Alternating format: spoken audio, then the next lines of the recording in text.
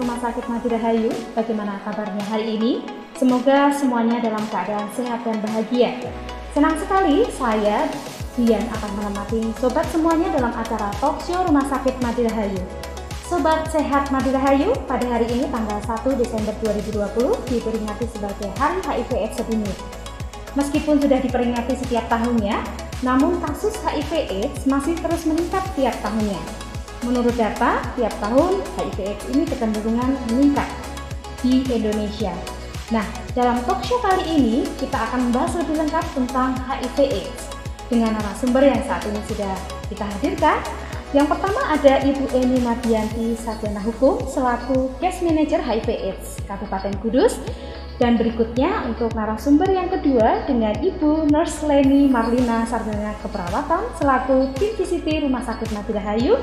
Dan yang terakhir ada Ibu Jasminah sebagai pendamping untuk komunitas orang dengan HIV/AIDS di Kabupaten Kudus dan sekitarnya. Halo Bu Eni, selamat pagi. Halo Mbak Dian, selamat pagi. Apa kabar Bu Eni hari ini? Puji Tuhan baik. Baik, kita akan membahas sesuai tema pada pagi hari ini tentang HIV/AIDS. Nah, mungkin kita sudah ketahui bahwa HIV/AIDS itu apa, tapi Bu Eni bisa menjelaskan sekilas tentang HIV/AIDS. Baik, bahwa HIV dengan AIDS adalah berbeda. Kalau HIV adalah virus yang menyerang sistem kekebalan tubuh manusia, tetapi kalau AIDS adalah sekumpulan penyakit menular yang menyerang ketika seseorang itu dengan kekebalan tubuh yang rendah karena virus HIV tersebut. Jadi HIV itu virus, AIDS itu Sakitnya. penyakitnya, begitu ya Bu Eni. Baik, apakah HIV sendiri itu sudah ada obatnya Bu Eni? Bahwa HIV saat ini sudah ada obatnya, bahkan 10 tahun yang lalu pun HIV ada obatnya, namanya antiretroviral virus atau ART atau ART dengan berbagai regimen. Jadi sampai lini 2 pun. Sampai saat ini banyak orang-orang yang positif HIV atau yang disebut ODA itu dengan virus viral not detect itu masih tetap sehat dan tidak menularkan. Jadi HIV tetap ada obatnya. Baik Bu Eni, tetap ada obatnya Bu Eni ya. Jadi kita untuk bagi para orang dengan HIV/AIDS sendiri tidak perlu khawatir ya Bu Eni bahwa tidak mendapatkan stok obat itu sendiri. Apakah mudah untuk didapatkan Bu Eni? ARV itu didapatkan di klinik CST, PDP kalau sekarang, dan itu gratis. Oh gratis ya Bu Eni ya? Gratis. Baik. Karena memang dari APBN. Anggarannya diambilkan dari APBN ya? Betul, dari Kemenkesnya itu. Jadi gratis, nggak bayar. Yang bayar hanya pendaftaran di rumah sakitnya. Oh gitu ya Bu Eni, baik Bu Eni. Kemudian apakah ada organisasi sosial yang memberikan pendampingan ataupun advokasi bagi orang dengan HIV/AIDS dan juga edukasi yang diberikan dalam organisasi tersebut kepada masyarakat secara umum? Baik, bahwa organisasi untuk teman-teman komunitas ODA namanya KDS, Kelompok Dukungan Sebaya. Kalau di Kudus namanya KDS Kasih. Oh gitu ya. KDS inilah yang mewadahi ODA dan OLIDA bahwa teman-teman yang sudah positif HIV mereka bisa saling dukung, saling sharing dan saling memotivasi sehingga ada semangat untuk hidup lebih sehat lagi, untuk hidup lebih berdaya lagi. Jadi HIV tidak mengakhiri segalanya. Oh begitu ya. Jadi ada satu organisasi sosial yang disebut sebagai KDS itu ya Bu Eni. Baik Bu Eni, dalam organisasi sosial ini sendiri dalam mewujudkan Sustainable Development Goals mulai dari tahun 2015 sampai tahun 2030 ya. Betul. Bu Eni. Jadi program-program apa saja yang saat ini diimplementasikan? Pemerintah Indonesia saat ini masuk di era SDGs tersebut. Program-program untuk pencapaian zero itu zero penularan, zero diskriminasi maupun zero kematian karena AIDS. Dan untuk implementasi dari program-program atau action dari program Trisero tersebut adalah dengan stop. Stop itu suluh screening, temukan, obati, dan pertahankan. Sehingga nanti pada akhir tahun program SDGs tahun 2030 tidak ada lagi infeksi baru HIV yang muncul dan tidak ada lagi diskriminasi. Baik, diharapkan bahwa organisasi tersebut dapat mewujudkan implementasi dari program pemerintah sehingga diharapkan di tahun 2030 dapat tercapai secara penuh begitu ya Bu Eni. Baik, terima kasih Bu Eni sebagai Case Manager HIV/AIDS Kabupaten Kudus yang telah menyampaikan informasinya kepada kita semua. Dan saat ini akan kita lanjutkan untuk narasumber yang kedua oleh Ibu Nesleni Marliana Sarjana Keperawatan selaku tim VCT Rumah Sakit Madirahayu. Dipersilakan.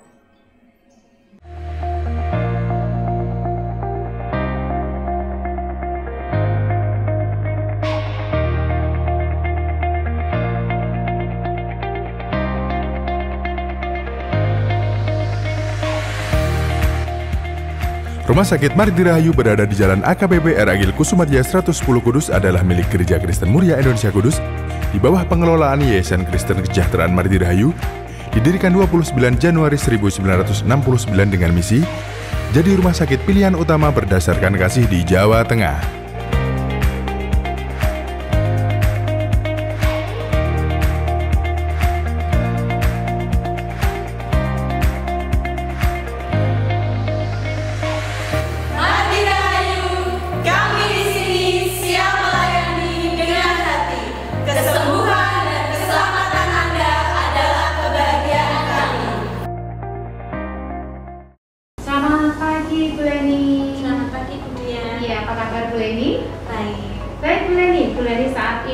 Sebagai salah satu dari tim VCT Rumah Sakit Madirahayu, dan di Rumah Sakit Madirahayu sudah ada klinik VCT ya Bu Leni ya. Klinik VCT itu apa itu? Klinik VCT adalah klinik untuk tes HIV secara sukarela, di mana kita bisa melakukan konseling di klinik VCT dan pasien-pasien mendaftar di klinik VCT untuk konseling. Konseling sendiri itu ada biayanya tidak? Untuk konseling di Madirahayu semuanya gratis, tidak berbayar ya. Baik.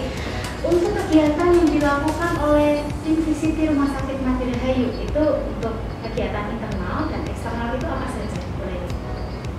Ada dua kegiatan eksternal dan internal yang dilakukan di Madirahayu untuk tim VCT.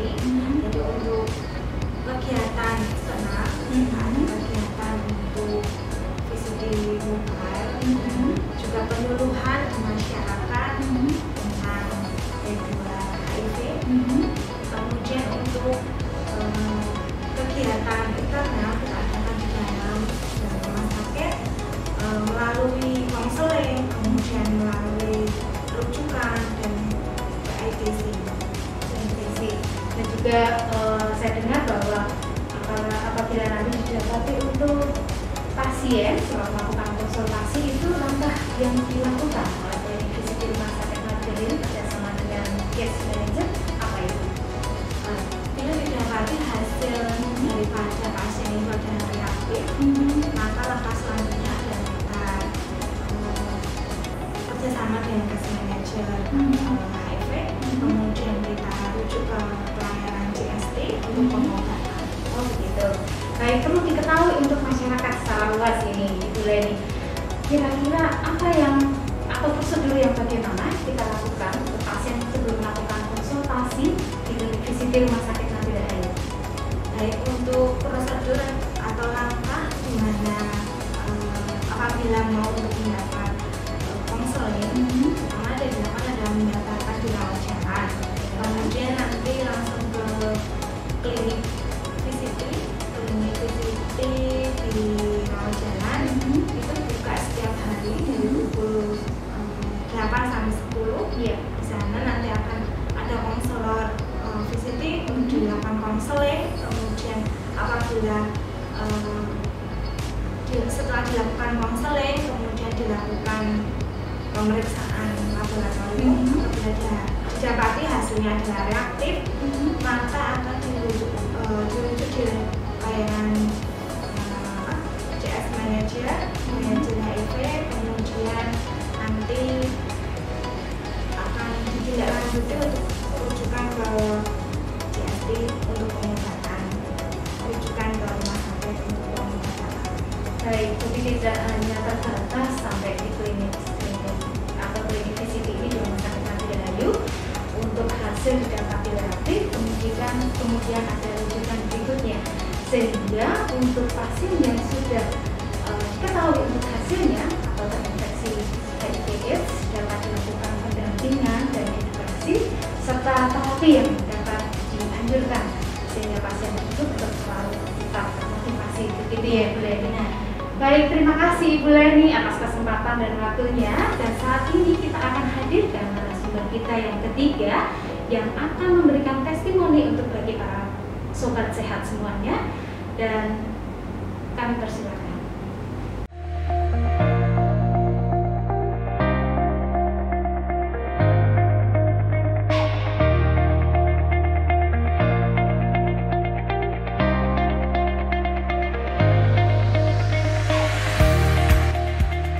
Rumah Sakit Mardira Rahayu berada di Jalan AKBP R. Agil Kusumadja 110 Kudus adalah milik Gereja Kristen Muria Indonesia Kudus di bawah pengelolaan Yayasan Kristen Kesejahteraan Mardira Rahayu, didirikan 29 Januari 1969 dengan misi jadi rumah sakit pilihan utama berdasarkan kasih di Jawa Tengah.